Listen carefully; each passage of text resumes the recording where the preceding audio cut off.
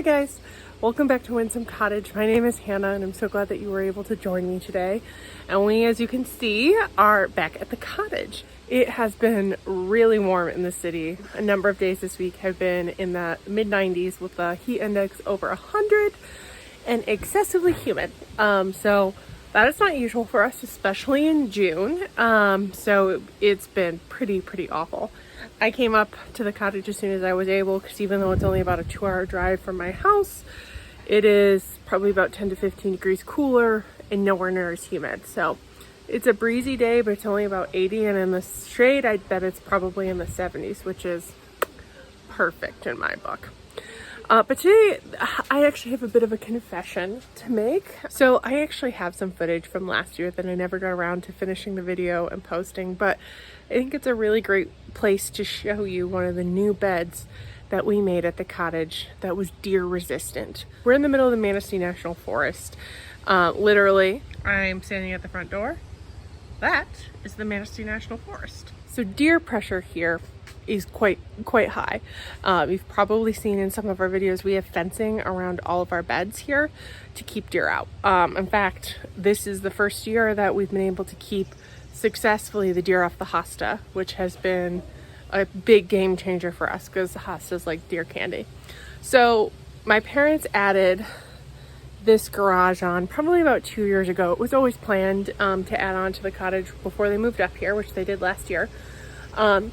And now that it's here, we wanted to do some landscaping in the front, including establish a bed on the north side of the garage that is basically entirely shade, that was deer resistant, that did not need fencing. So right now I'm going to insert some of the clips that I took from last year, and as well as I'm going to link a couple videos below that showed us building the bed and my dad adding some of the elements.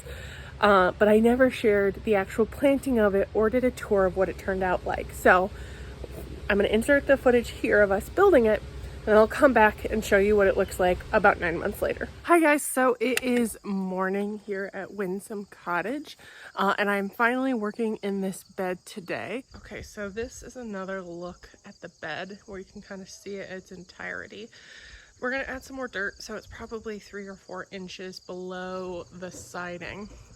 But if I carefully step backwards, you can see that this is a nice big wall that we just wanted broken up with this arch. We have some ivy that we're going to slowly train to grow on it, but for now we're going to fill the bottom with a lot of beautiful things. What I'm going to plant right now is actually this bit right here. We have 5 Millennium ornamental chives, and a nice crop of weeds that I'll pull, as well as 2 creeping phlox that I'm not sure if both of them are going to go here. I'll get the chives planted and then we'll figure out the rest. But as you can see, this right now is filtered. This little section of the bed actually receives full sun. The rest is definitely in part shade to full shade.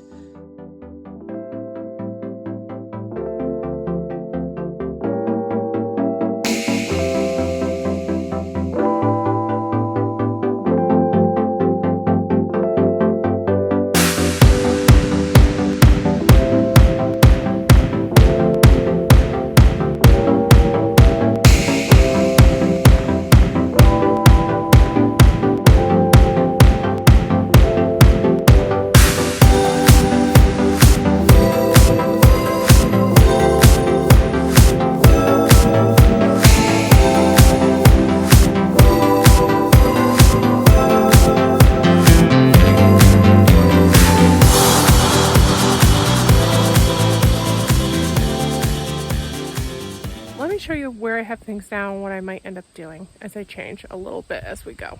A couple different varieties of Brennera. This one is the Jack Frost, and it's just got beautiful leaf structure. It'll put out these blue blooms. This is just a run-of-the-mill fern. I honestly don't know what kind it is. We have some over there that we got from a friend that we've also potted up and we're going to spread around. So it gets probably 3 or 4 foot tall. It's probably a sword fern of some kind, so it'll be a nice little bit. It'll fill in there and tie it to the other part. behind it is a baby, that right there is that baby ostrich fern. I think it's gonna stay there. Some toad lilies that'll provide some fall interest. The samurai, orchid samurai. These are one of my favorite. I showed you some other ones in the last video, and these are just a little different. So pretty. We've gotten a stilby. This one is a mighty chocolate cherry. You can see that the leaves have a bit of like a purple vibe, which I think is needed in this space. Then we've got a hellebore, a Paris and pink luncheon rose. This one will get 1.5 to 2 feet at maturity.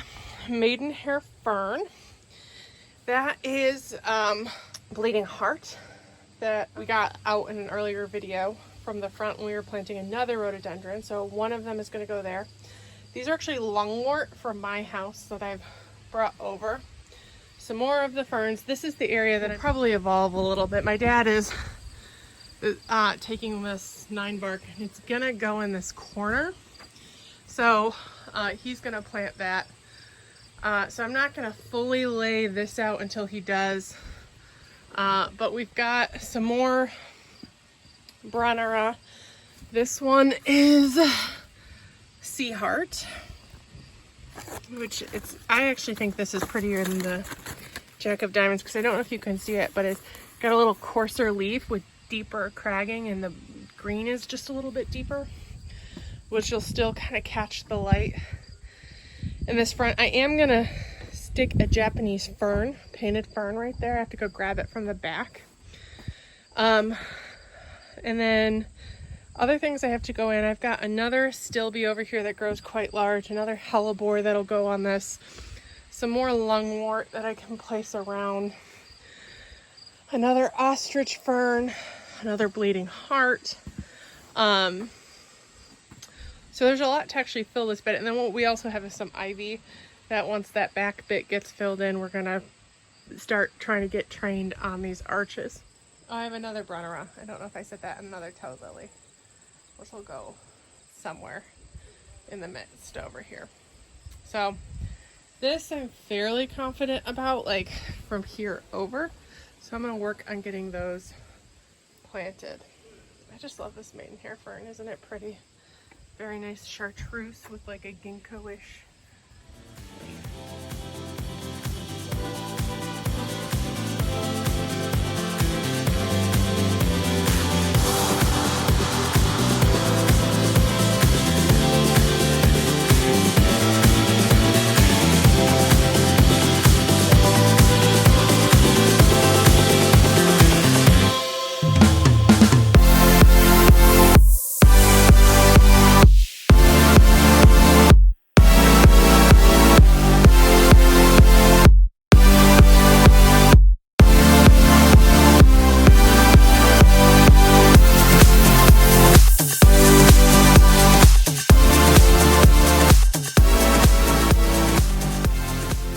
Okay, so the area where I was working is now in the sun.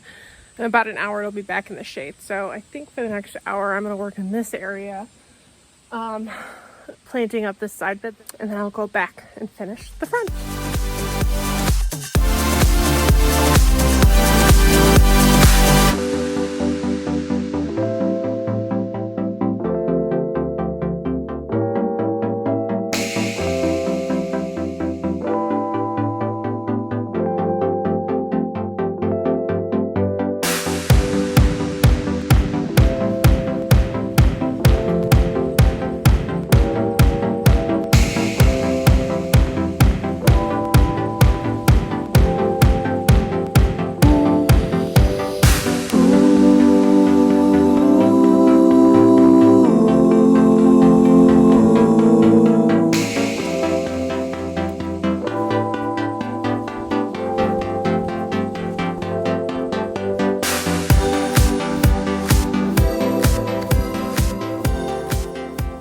Okay, that is done. Let me quick show you. We only used 3 different kinds of plants here. Started off with a Kanakloa Japanese forest grass, the golden ones, which will provide a nice little pop.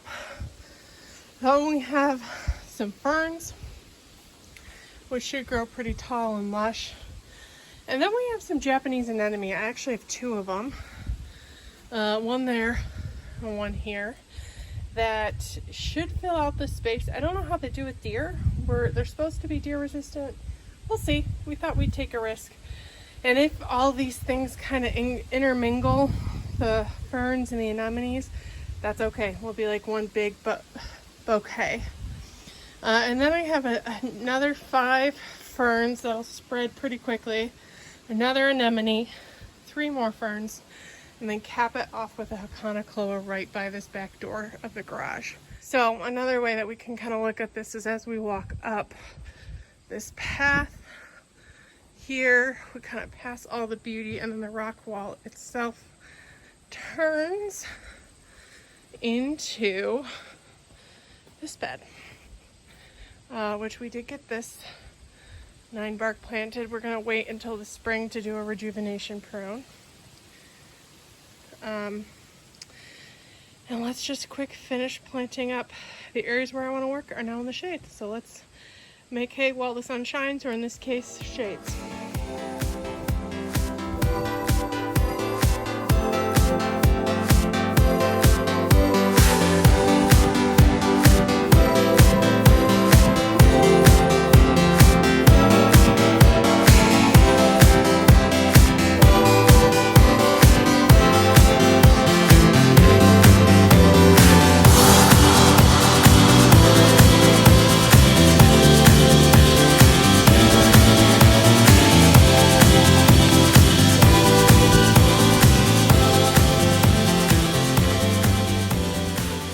Okay, and this right here is the bed.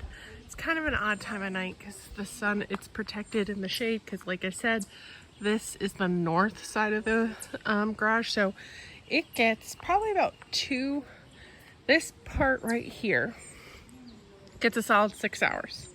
But then everything from the roadie beyond gets 2 or 3 hours a day. It's enough to kind of keep him happy, but we knew that going in. So all of these are shade variety things outside of this little jut out here. So right here we actually have Millennium ornamental chives. We have 5 of them that ring this curve. I'm actually going to see if I can pick up another 2 to kind of do it all the way around. And they are they're probably going to be popping in the next week or 2. So it'll be really nice to see them soon. This is just here temporarily. We're pretty sure it's actually one of those grasses up there. But we also have 2 creeping phlox right here, which looked really beautiful in the spring. They were just kind of blankets of, I think these were like bluey, very pretty. This right here is a rhododendron. It's a Monrovia rhododendron, grandiflorum catawaba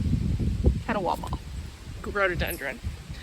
And you can see it does not look hot. In fact, it looks pretty terrible. If we're confessing things, it's probably the time to say that this did not have winter protection. And it really, really should have. It was something that we got some early snow up here, and there was never a great time to go get out and put it on, so my dad didn't. And we thought it died, to be honest. Like, we thought it was 100% dead. We'd actually dug it up to take it back to the place we bought it because it had a guarantee. And my dad and I both independently were looking at it going, I think it's gonna flower. And it did. And then after that, the new growth came in. So we put it back in the soil. And we think it's gonna take a year or 2. But it's survived. And it's actually doing pretty well right now. So it's gonna look ugly for a little bit, but we're gonna give it a chance, see what happens. And obviously we learned this was a very strange winter. I've said this in a couple videos, both in the city and here. We had some winter damage that was unexpected because it was pretty mild. This though, as it turns out, and we did not know it because it's kind of the first winter we've had plants here, is a wind tunnel. We thought it would be fairly protected, but it turns out it's not. The wind, Lake Michigan is over there about a mile or so that way, so it whips down and then it just kind of howls around this corner, and this guy just got blasted, which we had not entered. We knew it probably would have done better with winter protection.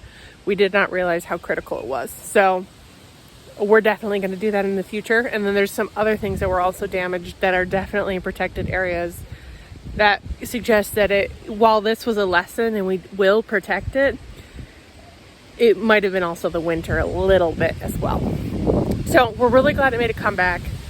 Even if it looks a little ugly, I think in 2 to 3 years it's going to be great. And it's also going to have a lot of nice airflow around the center because of this year. Like, we lost a lot of leaves because it's a evergreen thing, so a lot of leaves dropped off, but the new ones, these are all new leaves. Literally, they're all new and they're looking great. The sun it does get is early morning, and it should be really happy with it. It also is going to get, in just a little bit, a blast. The sun is like the sun is right there right now. So in just a little bit, this is also going to get a quick shot of evening sun with an extra hour. But that's basically all it gets. So these guys get 3-ish, maybe 4 hours of sun, and then these get 6+. Things we've put in here that you may have seen in the other video, and some things died and some things got moved around, and I don't know what was captured. So I'm just going to go through everything and try to remember varieties as I am able. This is something new. This is it was part of the plant hoard earlier this year. It is a pink bleeding heart traditional one that's big and beautiful and kind of cascades down. Right next to it is a hellebore, and I don't know a variety name. I'm going to see if I can find it from our previous video, in which I will put it up on the screen. But we've got a hellebore here. We also have one there and one there, so it's really pretty. This thing is an astilbe, and is it not glorious? It is an astilbe with really interesting foliage. I think it's called like chocolate or something. I'm gonna again see if I have the name of it, in which case I'll add it. But you can see it's got glorious red and like mottled olivey green brown foliage, nice red, dark red stems, and then these blooms, which I don't remember what color they are, but we're gonna see them in just a little bit, which is really nice. We've got a number of ferns in the back, which are all sword ferns that we got from other areas on the property. We just transplanted them because we have a lot of ferns and they did well. We also have this arch, which I know I mentioned in a previous video, maybe not the ones you guys just saw, but this is an arch from Garden Supply that I'll add the name of below. It is modified. It is meant to like be flat on the ground, and it's got like things that we didn't put up that kind of, you lean it up. So we put these on T-posts that we spray painted black, and we added some black hardware, and it's not going anywhere. So at the bottom of this, we have ivy that we are slowly going to train into these arches, because I think that's going to be really pretty. You excuse the boat trailers that are temporarily here right now, which makes it a little hard. This is the back end of the garage, and as you can see, it's a big expanse of yellow. So this arch really helps break it up, and we're looking forward to the ivy covering it for that really nice green living element. Also in here, as you can see, this right here is a toad lily. I know I've talked about toad lilies a lot. I think they are one of the most underrated shade plants ever. They are deer resistant. They have beautiful orchid-like flowers with such vibrant color. And this, because it is also the north side, it takes a while to dry out. So I was only able to get my hands on one of them last year, but I'm going to be adding a couple to this bed because they can grow in pretty dense shade and still flower. And they also love a wet condition and will absorb a lot of that water. So I have a number in my yard. I've put them in a number of places here, and they're going to be working their way into even more places. Next to that, we have a white bleeding heart. Now, bleeding hearts, as you can see, they're a bit yellow. There is a third one right there that we'll see a little bit closer soon. They're just going out of season, to be honest. So they come up in the spring each year, completely new, put on these beautiful blooms, and you can see they're mostly spent. There's a couple that are just holding on. They're so sweet. But then they die back completely. June, end of June, mid-July, sometimes as late as August. When it gets really hot, they've absorbed all they need to do, and they'll die back, and you won't see them at all. So they're kind of on their way towards dying back, and that is normal for these plants. Up right here, we've got some Brunnera. This is a silver heart Brunnera. And as you can see here, these guys they've got gorgeous leaves with like a thick silvery texture that just shines in the shade. This spring they also put on these gorgeous blue flowers. So we have this in a couple areas, and this is something that did not winter over well at all. In fact, the only one that was originally planted last fall is this one. I believe this is also the silver heart. Could be called a sailor's heart, but I was pretty sure it was silver heart. This is the only one that came back. We had 3 different varieties of Brunnera. This was one. Here is one that technically came back, but I think we can agree is looking questionable as to whether it'll survive. And that was it. The others did not come back. So we have purchased 2 more of the variety that did survive and did well. And we've added it in because it's a texture we really want here. It's a color differentiation, and the flowers are really, really pretty.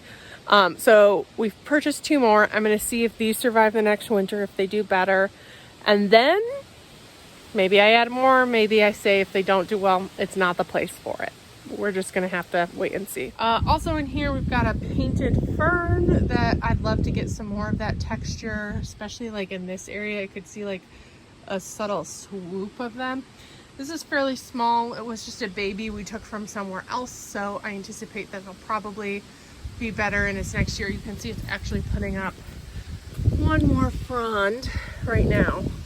This will be this in just a little bit. But isn't that really, I mean, it looks fake almost. But painted ferns, Japanese painted ferns are so pretty. We also have 3 of these guys. I saw right there, you can see it's beginning to put on a bud. I can't remember the name of this.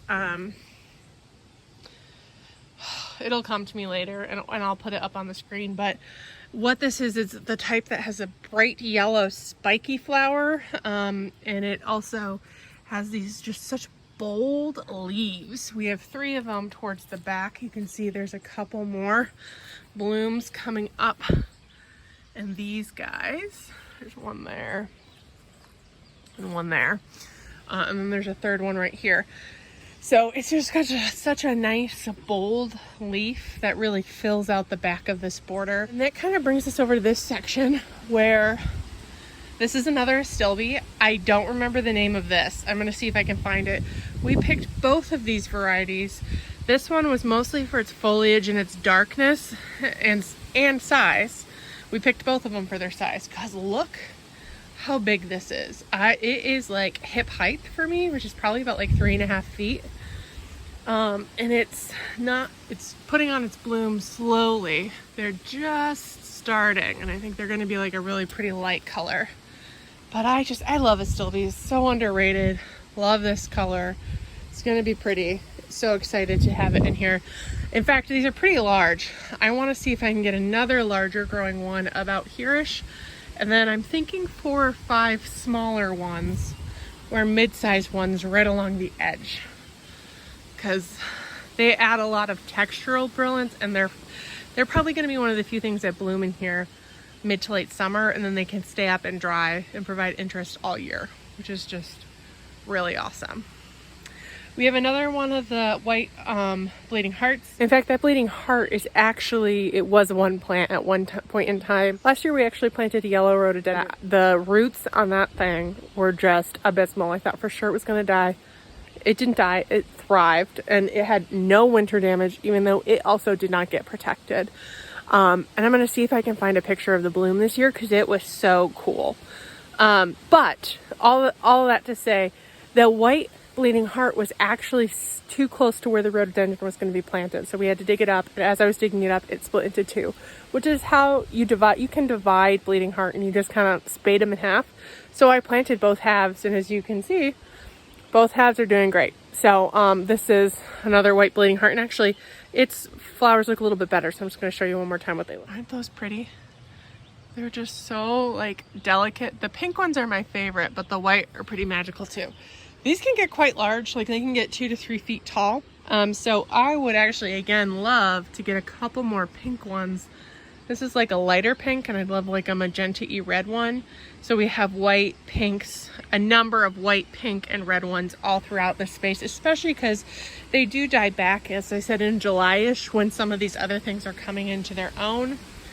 And I think they're magical in the spring. The last thing that I did plant that you will see are gone. Well, actually, this is all that's left of them. Right here. This was some lungwort. This is another new silver heart we planted this year to kind of fill in this space, because right here is some lungwort that I actually got from my house. I planted probably 5 or 6 babies. None of them came back.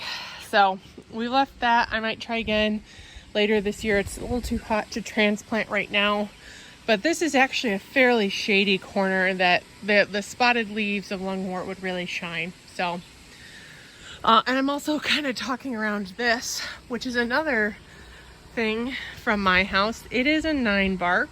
We're not sure what variety. It's a dwarf variety that was actually planted at my house when I came in. Traditionally, it's a fairly dark leaf. This is actually the lightest I've ever seen it. It's probably because it's not getting too much sun. In my yard, it did get a lot of sun, and it was like almost a black color, like a dark purple. This is very pretty. It is not something I loved in my own yard. And if you don't love it, don't keep it. Don't live with it just because it's there. So this was where my now ginger wine 9 bark is.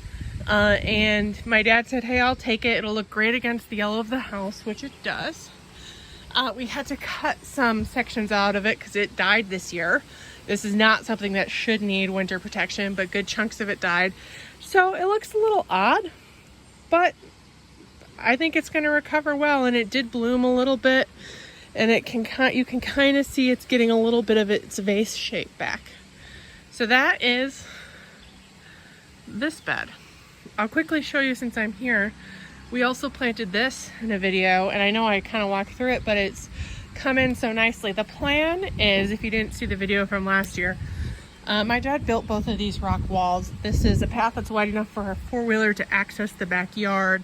We haven't really done anything on